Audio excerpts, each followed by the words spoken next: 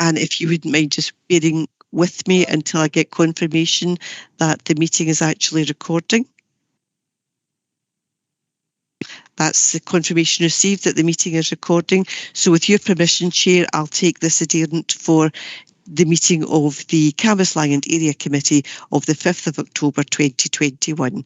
Councillor Bradley, I see that you're here. Councillor Brogan, you're here, as is Councillor Brown. Councillor Calicis is here. Councillor Fulton.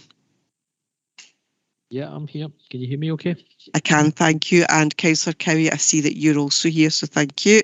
Councillor LeBlond is here. Councillor Lennon. I'm here. Thank you. Councillor Loudon. Yes, I'm here. Thank you. Councillor Nugent is here. Councillor Walker. Yeah, I'm here. Thank you. Councillor Wark. Nothing from Councillor Wark. There are a number of officers in attendance also at the meeting, and we have an external guest who will attend for Cheryl Burnett, who will attend for items 5 and 6. So I'll pass back to you, Chair, for the business of the meeting. Thanks, Pauline. Okay, we'll get started. Do we have any declarations of interest? Okay, thank you. We'll move on. Any questions or comments on the minutes of the previous meeting? Okay, I'll move them as a correct record. Do I have a seconder, please? Second. Sorry, couldn't get my microphone off. Temperamental, thanks, John.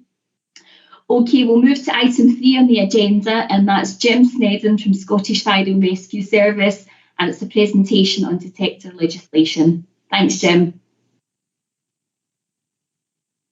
Thank you. And as always, I'm having difficulty sharing my screen here. So, Pauline, could you bring it up for me, please?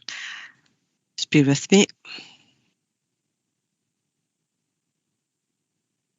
I never even tried to do that, Jim, so don't worry.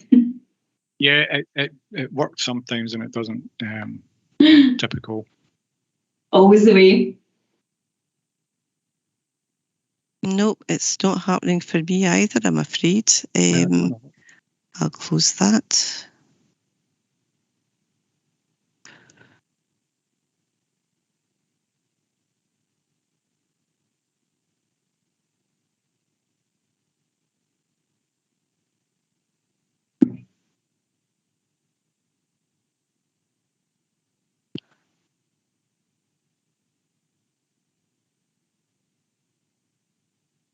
Just checking to see that that is being shared.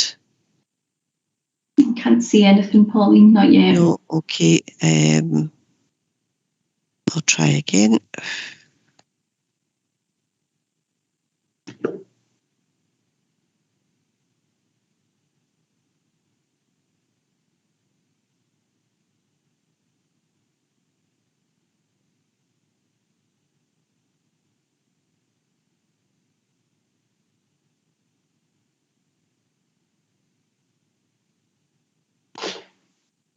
No, I am happy. I do have it on my screen, but it doesn't seem to be sharing when I want it to share. It's exactly the same as mine. Okay, we'll try this. Is that any better? Yes. Okay. Yeah. There we go. Perfect. Thank you very much, Pauline. Sorry about that.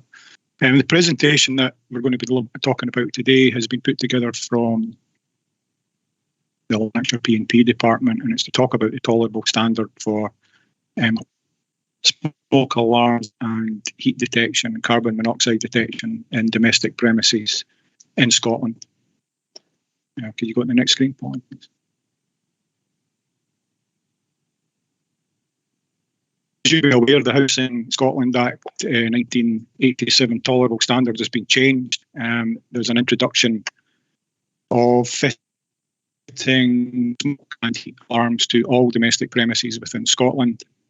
The benefits of this and the recognition of the danger the fire poses to the occupants of a house, there has been an increase in fire fatalities within Scotland this year, and that put down to more people being at home due to COVID-19 and various other reasons. So the introduction of the new standard, the interlinked alarms,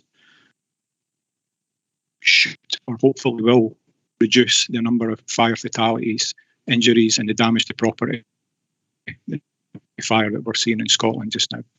Can you go to the next screen, Pauline, please?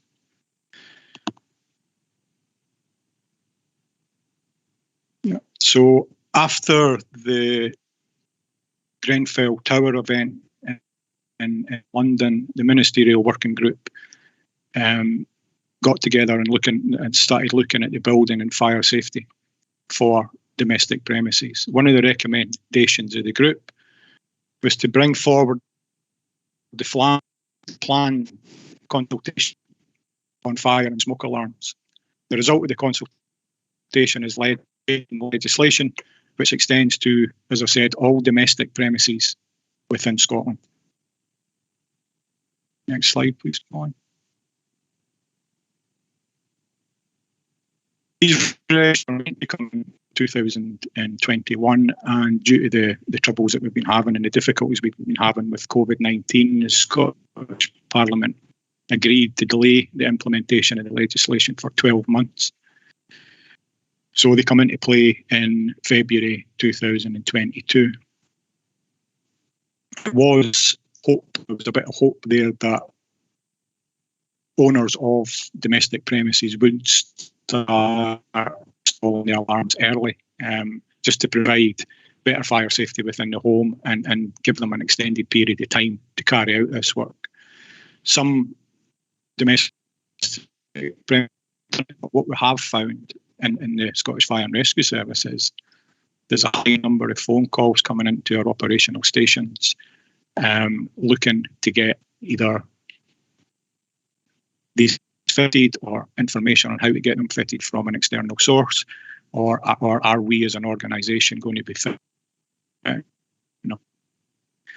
Scottish Fire and Rescue Service has received additional funding from the Scottish Government to supply and fit these new alarms, but to the most vulnerable people within the communities. Could you go to the next slide, please, Pauline?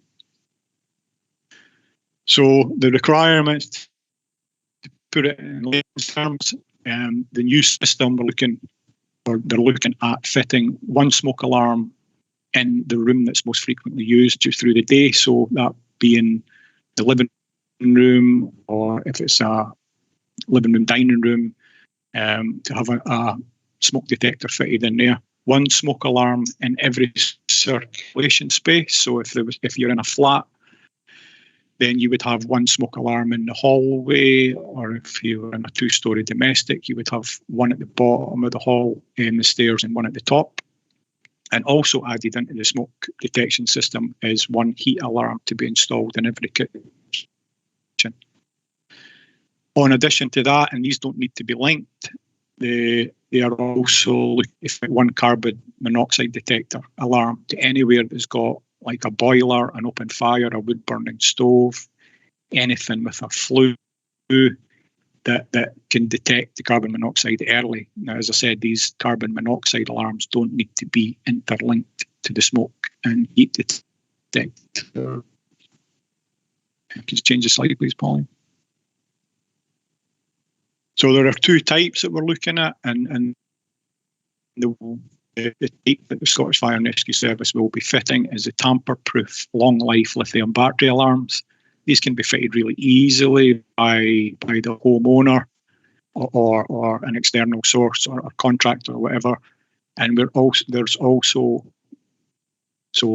mains wired alarms, which are cheaper to buy, but you need to get a qualified electrician to fit them.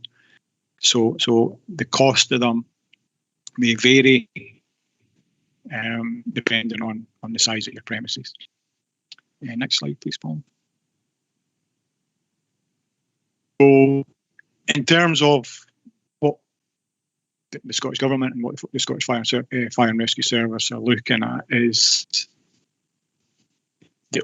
owner of the premises, if you own your own house, and it is the occupant's responsibility to meet the new standard. We don't know if it's going to be policed, so it may be through home insurance, it may be when you go to sell your house, it needs to be done. Apart from that, we don't know who's going to police it or if it is going to be policed. Private rented properties, and it's a landlord's responsibility.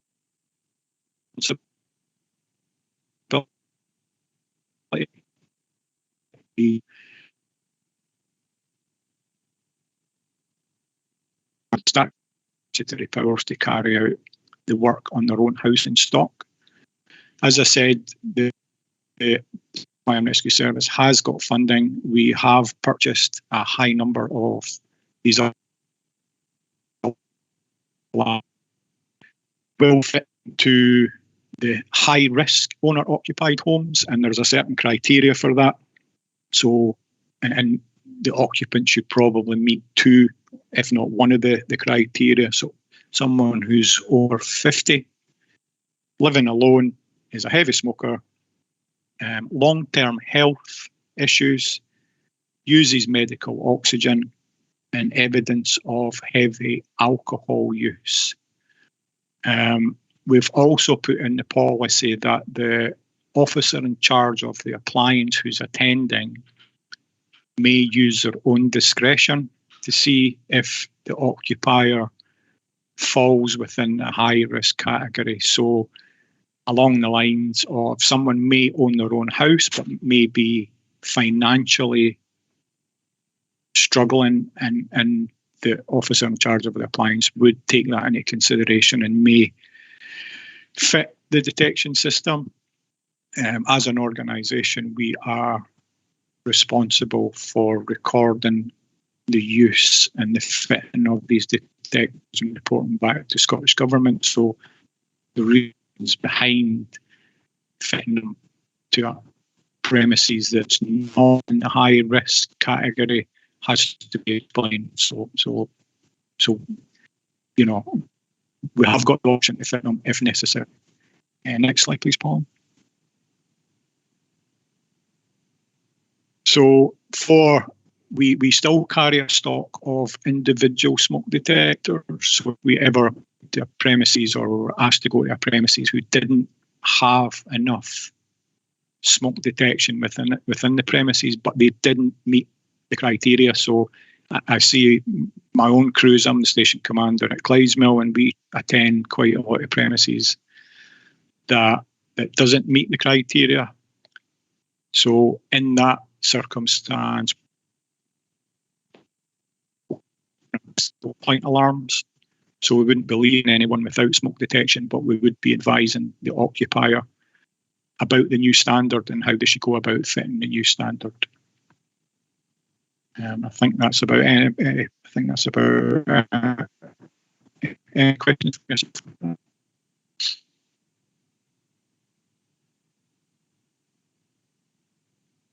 Thanks, Jim. You got through that. It was breaking up slightly, so I'm glad it all went okay. Yeah, so, sorry. Yeah, I know. Technology.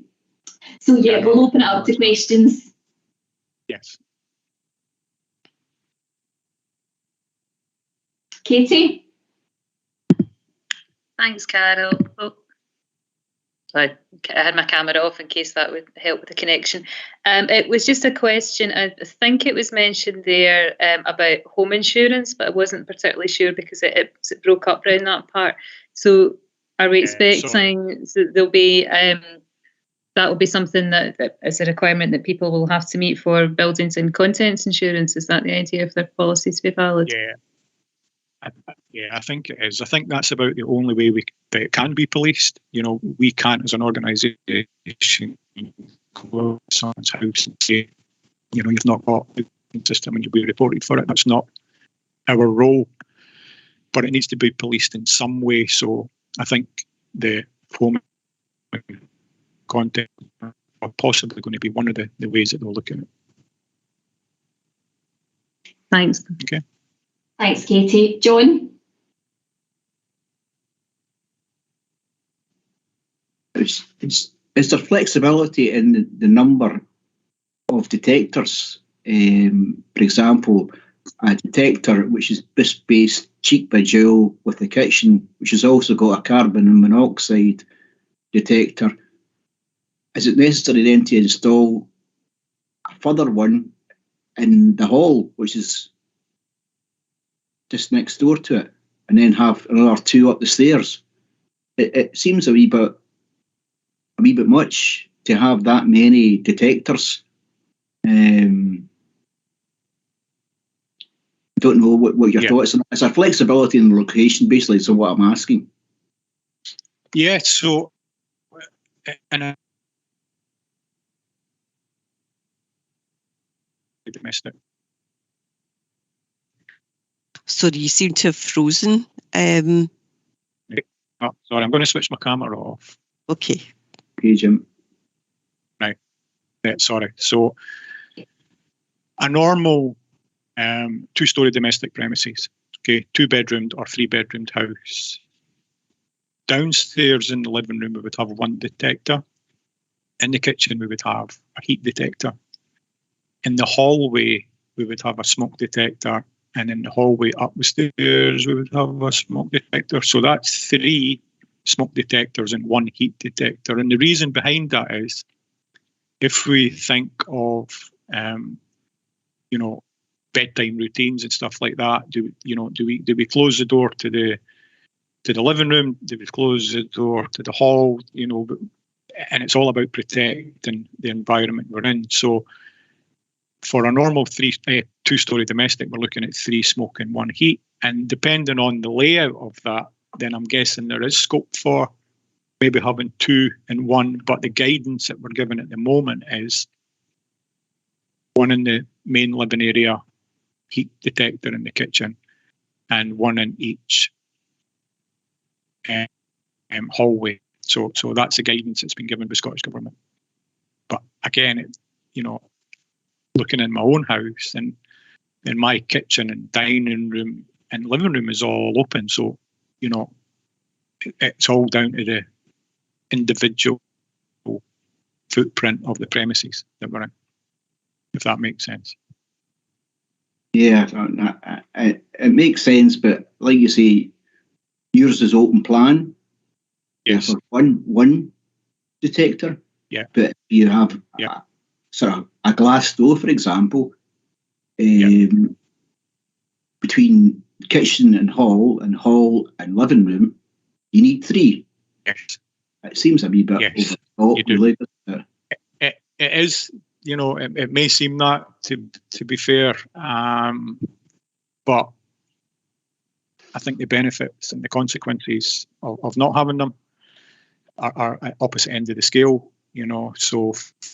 I do understand it. But sometimes health and safety just goes to extremes when technology can detect smoke from next door, sort of thing.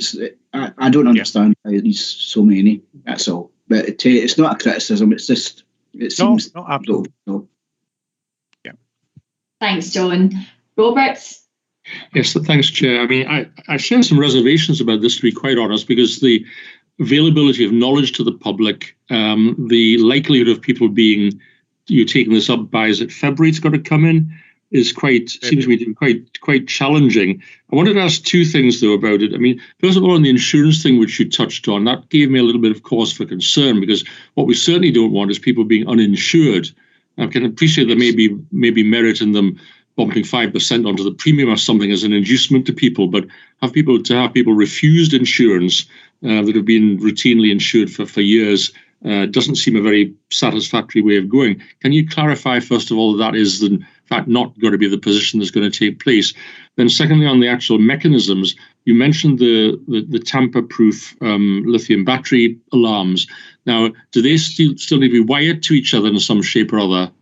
Albeit not perhaps to the mains in the way it's been talked about, or are they ones that can be stuck on separately and they're connected in some other way? Yeah, so the insurance side of it, that's not something that we're involved in. That was just one of the things that was mentioned about. who would police, or does it need police, or, how would we know that all the domestic premises within Scotland have met the new standard and the occupants are safe? So that was a discussion that we had, and it was mentioned that, if your insurance company, identifies that you've not got it, then there would be something put in place to make sure we can get them fitted. You spoke about the deadline for February, and there is a big campaign going out on radio and TV and all these things to highlight this to occupants. So hopefully, the message will get out there in time. There definitely will be premises within Scotland after February that doesn't have them. But we need to look at that moving forward. And the tamper-proof smoke and heat detectors are linked through Wi-Fi, so they're all interlinked, so they don't need wires running from each one to each one.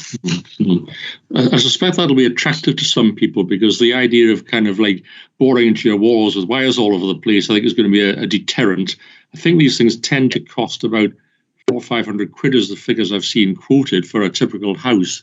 And whilst that may not be a bankruptcy level figure for many people, it's still an amount of money for people on maybe modest incomes, for the sake of argument, which is going to be perhaps quite difficult. You spend it on that, or you spend it on something else, or Christmas for the kids, or whatever. There's a range of kind of difficulties in all of that, isn't there?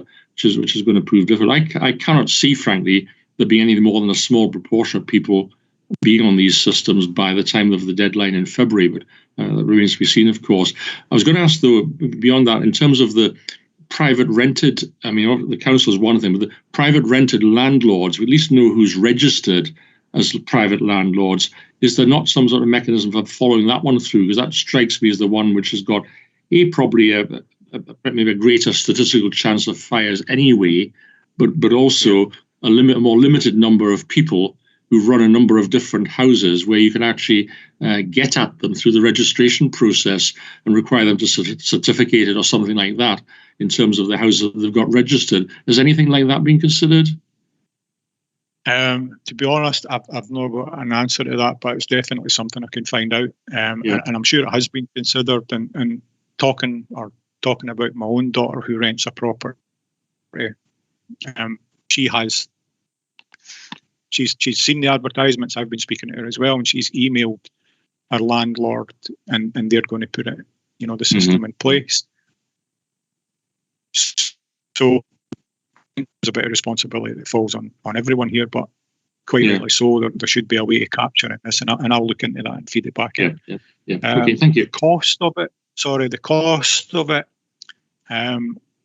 Done a bit of digging on the cost as well, and that there are reputable suppliers out there who will do the system for up to £80, between £50 and £80, depending on which ones you're going for.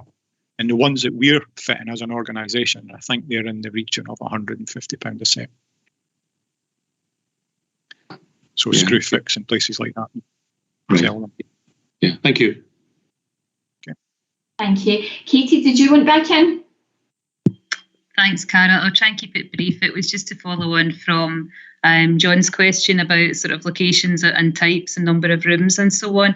Thanks for the information about the public information campaign, which I'll keep an eye out for. I was just thinking maybe in the last, say, 15, 20 years or so, most of the new houses I can think of that have been built in Cambuslang have got some degree of open plan living.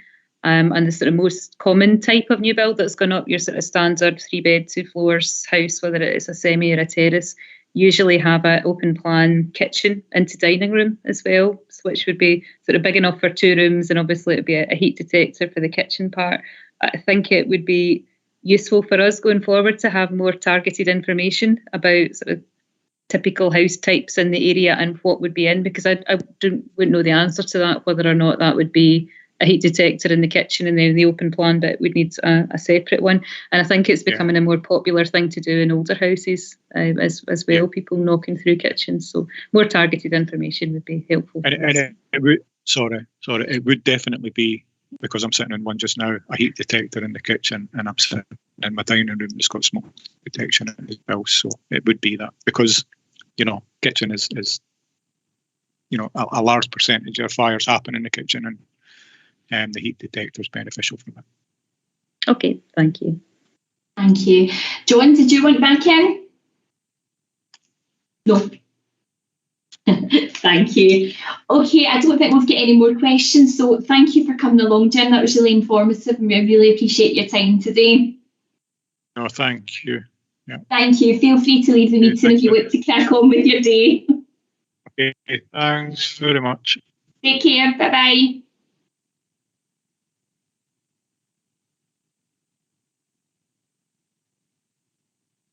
Okay, we'll move on to item number 4, and that's an update on the Common Good report, and it's Lorraine O'Hagan that will speak through the report. Thank you, Chair. Can you hear me all right? Yes. Yeah, thanks, Pauline.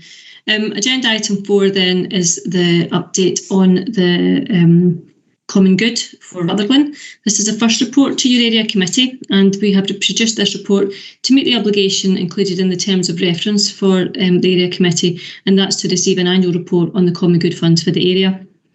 Section 3 of your report then provides a background to the Common Good and explains how the Common Good can be made up of either money or assets, or both. Section 3.3 explains that we prepare annual accounts for the Common Goods across the Council. And finally, Section 3.4 explains that the Rutherglen Common Good holds monies only and no assets. In terms of the report contents, Section 4 explains that finance services within my team administer the Common Goods, and that includes budget monitoring, preparation of the annual accounts, and also regular reports to the Finance and Corporate Resources Committee. Normally, we present to the Finance and Corporate Resources Committee twice a year, but we do put some ad hoc reports in between times if we're looking for particular approval for specific projects that have been brought to our attention. Section 5 notes the responsibility of the Finance and Corporate Resources Committee members, but usually if there's spend that's affecting a member's local ward and they're not on the Finance and Corporate Resources Committee, then we would consult with them too and keep them up to date on what's happening with any particular projects. Section 6 looks at the cash readily available then for the Rutherglen Common Good, and that's 128,000 as at the end of financial year 2021. Section 7 notes there was no expenditure during the year, and we only had a minor amount of investment income which was realised during the year, and that was £180. Section 8 of the report notes that the Finance and Corporate Resources Committee are advised of any consultation in relation to any new lease arrangements or change of use in relation to Common Good assets. But in the case of Rutherglen Common Good, as there are no assets, there's nothing to note in terms of ongoing consultation. So I'd just really be looking to ask the area committee to note the background and the update, and that we will provide an update every year as we move forward. Thank you. Thanks, Lorraine. Okay, we'll open it up to questions. Margaret?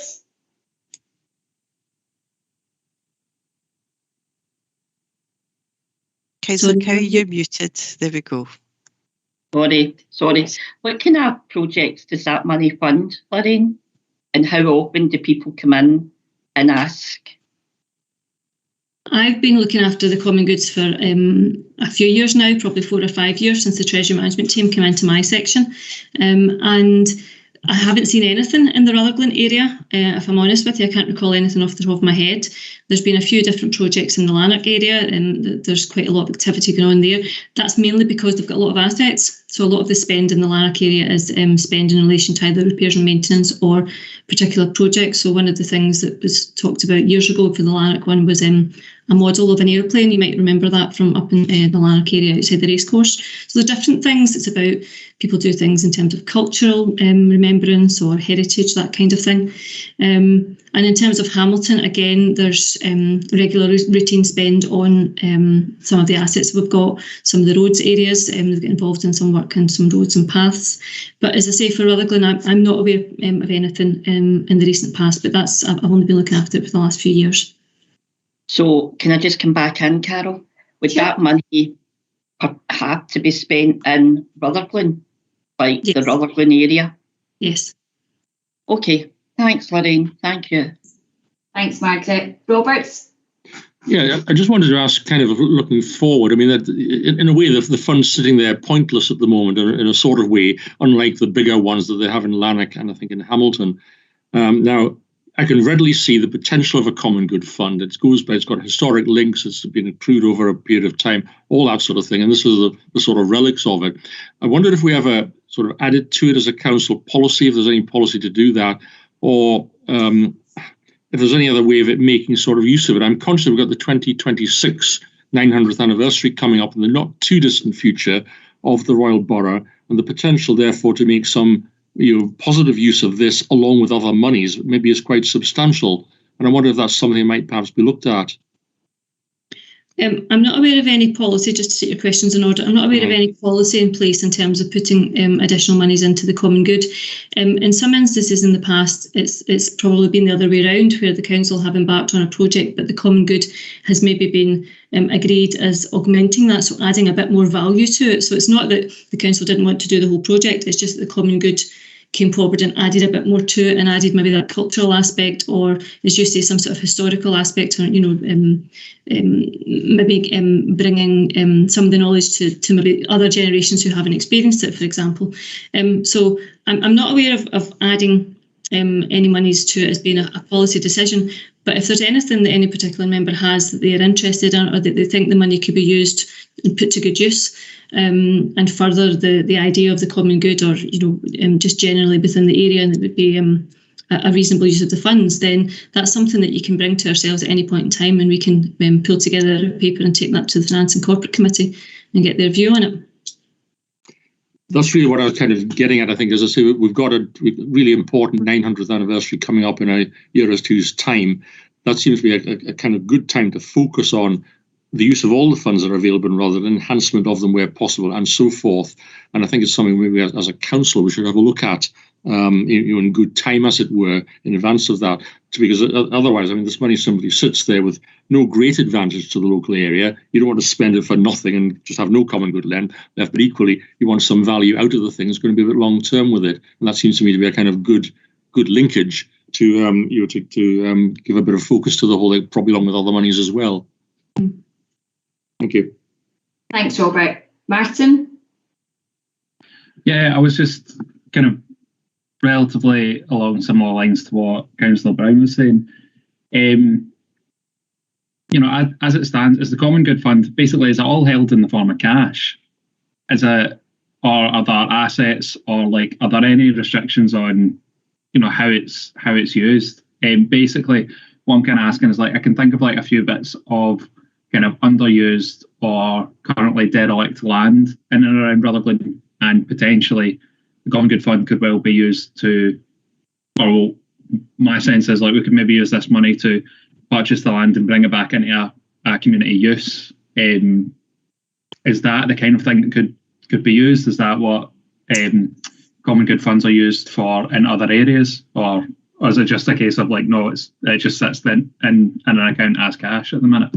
It sits as an amount of cash at the moment. In terms of your example of buying a piece of derelict land and adding that into the common good, there are, and I'm not possible to explain this particularly, but I'll give it a go. There are restrictions in terms of what you can and can't do, but you can buy in pieces of land into a common good. So I don't think there's any reason that would prevent you from doing that. But I would like to check that out if that's okay from a legal perspective. So then if you had that asset, then again you can use it at your will within the confines of the common good. So if you've bought it, you've spent the money on it, you'd obviously have a lower amount of money in terms of cash terms, but you would then be responsible for maintaining it.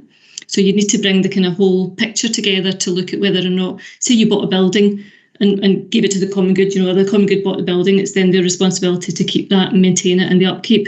And that can be quite onerous, I suppose, moving forward. So you'd have to kind of do your sums to make sure that was feasible moving forward. But I don't think there's anything to preclude you from doing that, except you need the full financial picture.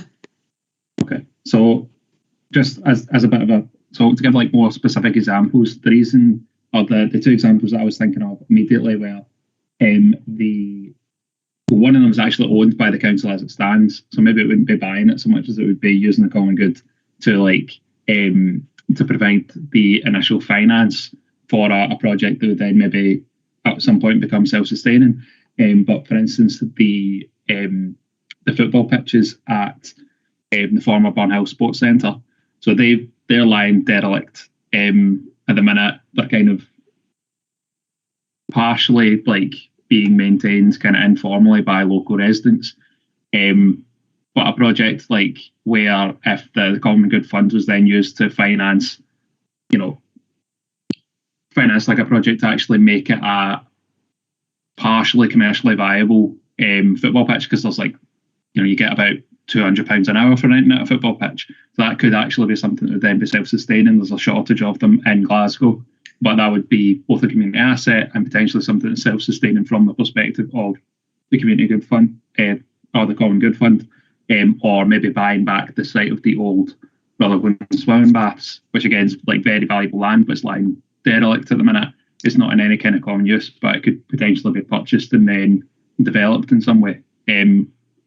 Projects like that would that just be a case of you'd need to get a business plan in place to show that it was viable from a financial perspective, or other kind of legal or structural things that would prevent the common good fund being used for that.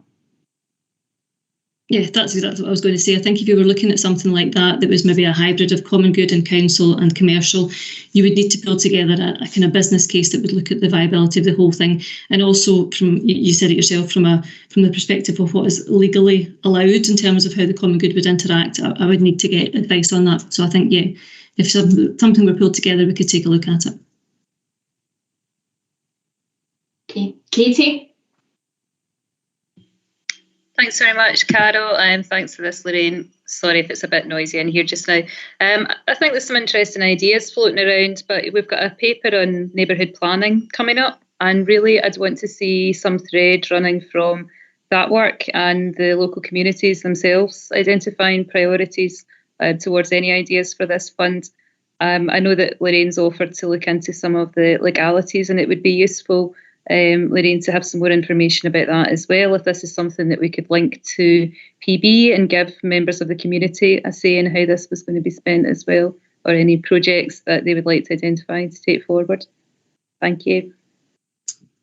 Yeah, that's fine. I can have a wee look at that. I'm sure Geraldine McCann has some slides or some presentations that she's done before in terms of the common good and what you can and can't do with it and how it operates. So I can get them dusted down, and I can maybe link in with Rhonda and see if there's anything that we can, any way that we can link the two. But certainly I can get copies of those passed out to members if that would be of help.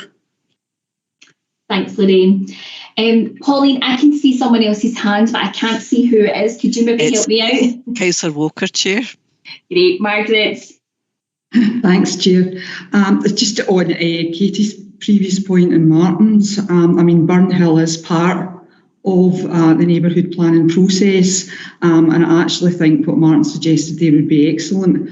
To try and use a tie-in with that and within that plan by levering in, additional funding like that, because, I mean, Katie is right, actually community involvement in the money, if you can do that, it's much, much better if people have ownership of it. But as I say, given that Burnhill is part of the neighbourhood planning process, then I think what Martin suggested would be an excellent idea, because a lot of people have been quite sort of vocal in terms of the lack of facilities around football pitches and parks and all the rest of it. So it is a subject that people have a lot of concern about. So I think that sounds, if that could be done.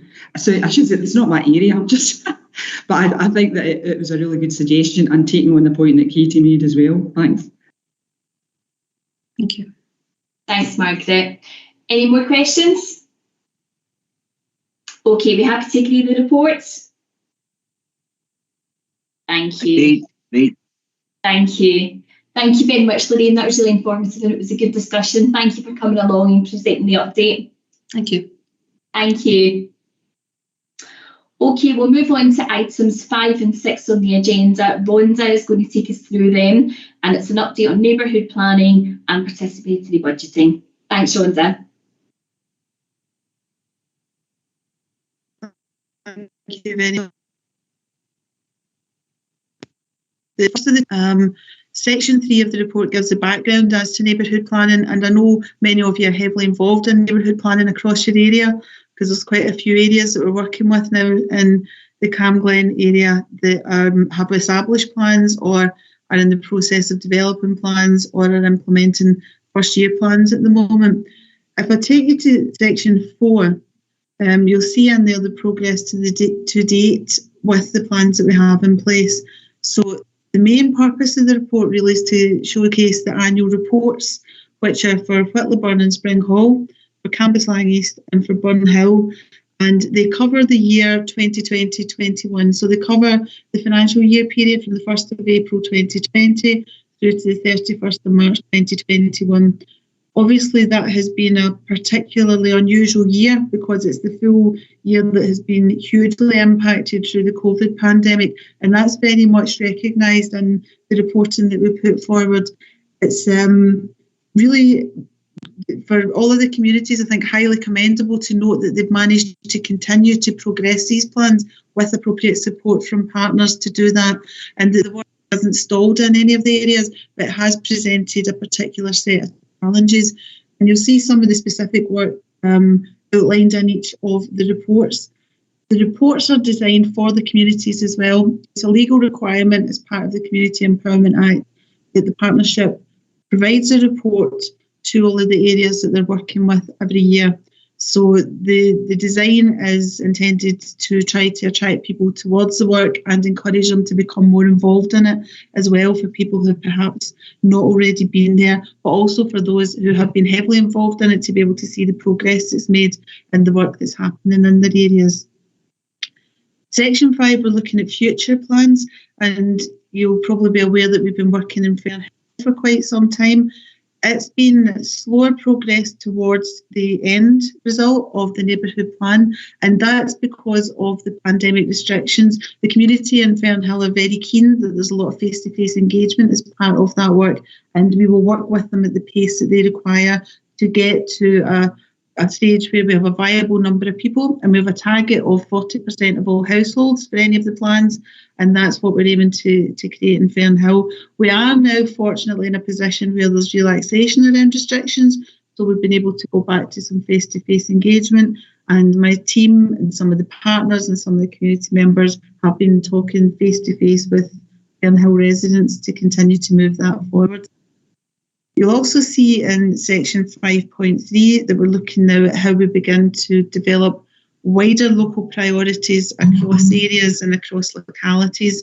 So we're bringing together people to have conversations through the stakeholder groups from neighbourhood planning and through the community councils to begin to identify those shared priorities and link up into the community planning process in a strategic way at different levels. And then you'll see in the appendices the reports which I had spoken about.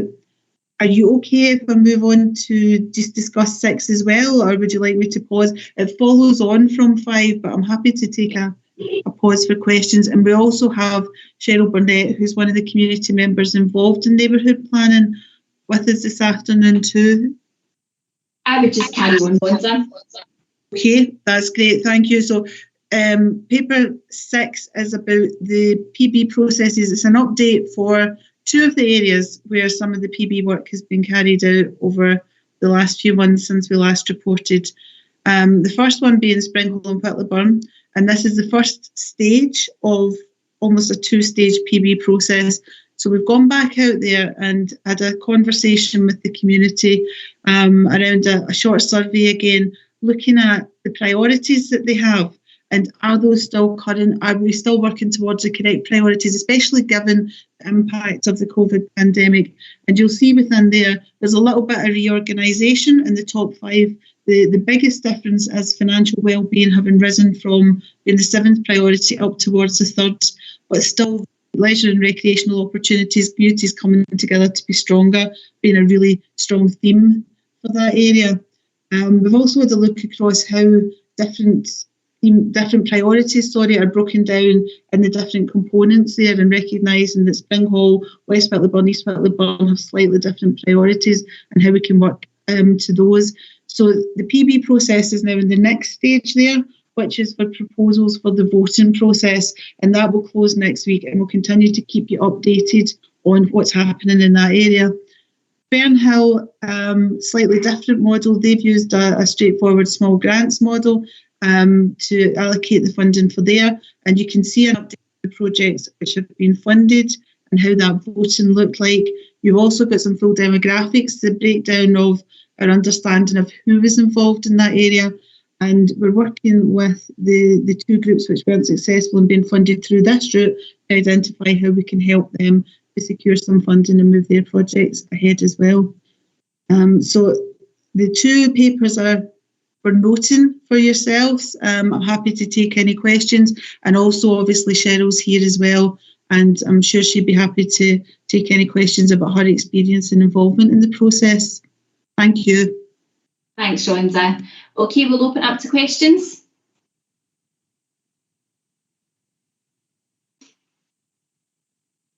Katie? Thanks, Carol. Just a very brief point. I just wanted to say thank you to Rhonda, Jacqueline, Shan, all the team for all of the work in our ward that was summarised in that report there. And actually one of this relates to one of the points made on the last paper, because that plan was sitting there, there'd been all that sort of background work with stakeholders, and priorities had clearly been identified. It meant there was a plan sort of sitting ready on the shelf for Halfway Park that had been developed alongside the community council, which was good to go. So I just thought it's a really good example of that working in action. But thanks again for all of your work. I know it's been under incredibly difficult circumstances sometimes, and it was tough to get the engagement and participation that we might have wanted, but thank you. Thanks, Katie. And in the same situation again, I think it might be Walter that's got his hand up. Would that be right, Colin? Yes, it is, Chair. Walter. Yes, similar comments obviously to what Katie made, and just to say I think the team had a really good approach in our area. They were out chapping doors, going around houses and getting some of the community council and the participate team with them as well. So it really was a great joint effort, and long may it last, and I'd like to see more of it. Thanks, Walter. Margaret? Thanks, Chair. Just want to echo Katie and Walter's remarks about the team and the work they've been putting in Fernhill. Being involved in the community as well, it's been great.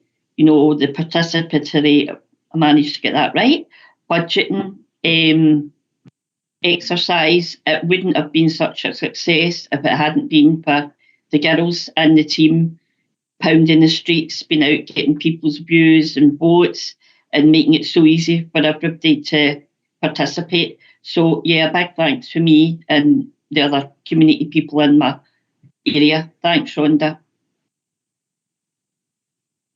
Margaret, I was the same. I was just quite happy to say participatory right as well. So well done to you too. Any more? Margaret Walker? Yeah, thanks. Yes, briefly, having been involved in the stakeholders group, just to echo what Walter and Margaret have said. I mean, given the circumstances, the work that's been done, and particularly with the organisations in Whittlawburn, has been really good, working across the community. So just to really reiterate that, the only thing I would say is, and we are moving towards this at some point, trying to get more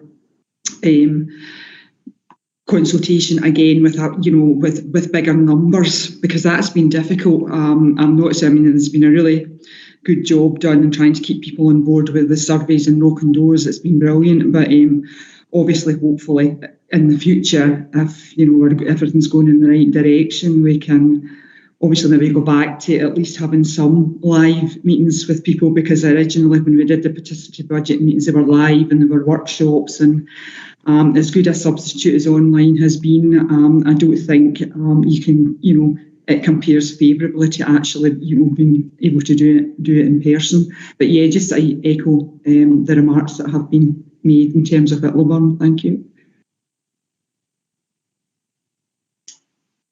Okay, are we happy to agree the reports? Agreed.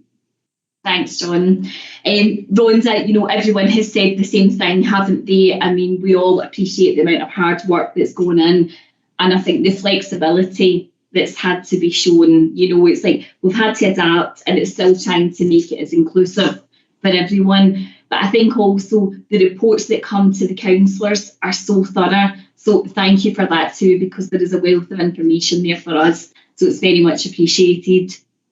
So thank you for coming along, Rhonda and Cheryl. Time's much appreciated today. Thank you. Thank you. Thanks. Take care. Okay, let's see if I can say it again. So we'll move on to item number 7, and it's participatory budgeting, and it's Laura Mitchell who's going to speak through the report. Thank you, Chair. Good afternoon, everyone. I'm Laura Mitchell, for those that don't know me. I'm the Quality Improvement Officer in Education, and my kind of remit is around that kind of equity agenda, so anything to do with the pupil equity funding. So today I'd like to take you through pages 47 to 54, which outline the progress made today for education resources around the participatory budgeting, and we're asking you to note that today.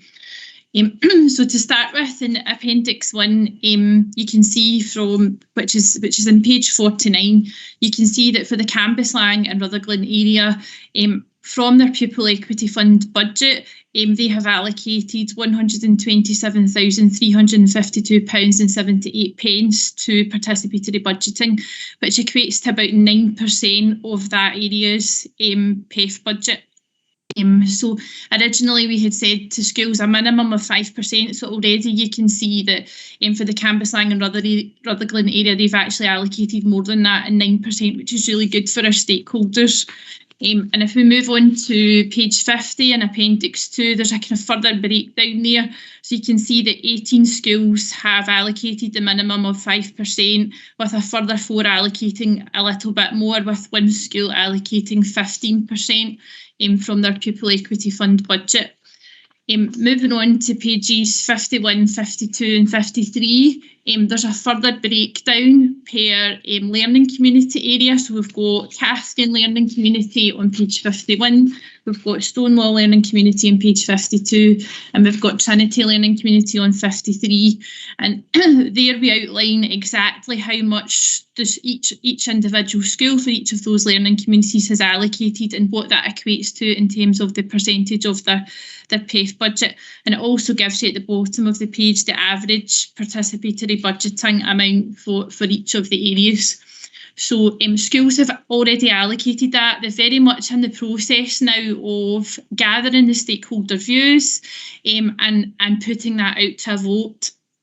That's very much in process just now, and schools will report on that by Friday to us via Google form what the outcome of the vote is. So we don't have the outcome at the moment. They are coming in already on the Google forum, but hopefully at the next area committee we'll be able to give you a school by school breakdown of what the votes were and what the outcome was for this area. We have established a Microsoft Teams page where the participatory budgeting leads in the school have been supported by the equity team. So it's a platform where they can share ideas. Some of the ideas for marketing it and schools have been put up, we've been able to answer their questions, and we've also been able to share some good practice with our schools via our @SLC Equity Twitter feed. I'm not sure if you've seen that, but there's quite a lot of examples of good practice of how schools have voted. There's some really nice wall displays, some pictures of wall displays, and pupils putting some stickers up to vote. There's some other ideas where how schools have involved parents and things. So schools have really went to town with this agenda. It's been fantastic to see the excitement amongst schools of involving all their stakeholders and their groups, and we're looking forward to seeing what the outcomes will be over the next few weeks. At the next area committee, as well as giving you that breakdown of what the vote actually was, we'll also provide you with some case studies for the area. We'll take a couple of schools and give you that kind of breakdown of how they went through the process, and hopefully you'll find that helpful. So that was a quick whistle-stop tour. I'm happy to take any questions. Thanks, Laura. Okay, Walter. Yeah, thanks very much for that. A lot of interesting detail, and obviously we're going to get more at the next session. I wonder if you wouldn't mind adding in Newton Farm Primary School. It's not in those figures because it's part of the Uddingston intake, but it would complete it as far as awards concerned for us. Absolutely, that's no problem to add that in. Newton Farm, and would it lie in a particular learning community, or does it matter? Yeah, I'm sure it lies in Bothwell and Uddingston. Bothwell and Uddingston, yeah. It would be reported at the Hamilton Area Committee, but I can certainly add that in for you for next time. I don't want to lose Newton. No problem, happy to do that. Thanks, Laura. Margaret? Thanks, Chair. Can I just ask if the October 8th deadline is a strict deadline, or if schools aren't as far as long as they should be, would that be extended? It's just I've not heard anything from my kids' local high school, nothing. And I was just wondering, if it's supposed to be in for this Friday, is that set in stone? We're hoping to get as many schools in because obviously the money needs to be spent by the end of March. So the sooner that schools make a decision, the sooner that the money can be spent. However, I have had a few schools already get in touch because there's been particular staffing issues or things have happened and they're maybe not quite far as long as the agenda. So yes, we are able to extend it a little bit to enable schools to make sure that they're engaging with as many stakeholders as we can. We don't want schools to rush the process because that's when it's not done in the way that we intended it to be. So yeah, there will be a bit of leeway for schools that are maybe not quite far along in the agenda. Thanks. Carol, can I just come back in? Sorry. Would parent councils be part of that process, or would it just be like the children in the school and the parents and obviously the teaching staff? Are the parent council involved in this process? Yes, the parent council should be informed as part of their kind of ongoing updates. Some schools have very much involved the parent council in the consultation process. Other schools have put it out to the parent council but set up a new sort of parent group, particularly around participatory budgeting, trying to get families who this money is intended to support involved. Sometimes their parent council doesn't always meet that demographic. So some schools have, as much as they've tried to involve the parent council, they have tried to widen it out to other schools as well. But yeah, I would like to think that all parent councils should know about this and have been informed. Thanks very much, Laura. Thank you. Thanks, Chair. Thanks, Margaret. Any further questions for Laura? Okay. Can we agree the report? Agreed. Thanks, John. Thank you very much, Laura, and we'll look forward to you coming back and reviewing the case studies. That would be really useful. Thank you. Thank you, Chair. Take care. Okay, we'll move to item 8 on the agenda, which is the community grant applications. We have 3 applications: Cambuslang Community Council, Enable, and Cambuslang Remembrance Garden Group. Do we have any questions or comments on the awards? Robert? Just on the information provided, I'm sure they're all right, but it doesn't actually tell us very much that Cambuslang Community Council want £1,000 for an environmental project, or that, I mean, the other ones are maybe a bit more explicable. Can you have a bit more detail about that more routinely, but more particular on that one? What is it exactly? Pauline? Yeah. Pauline, you might be on mute.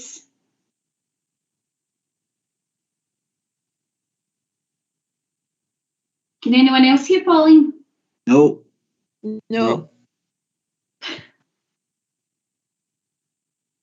Is that any better? Yes. That's it, yeah. That's fine. Doesn't want to take the microphone off. It's actually a welcome wall to basically to depict, to illustrate the timeline of the town's heritage, but also to mark an entrance to the town centre.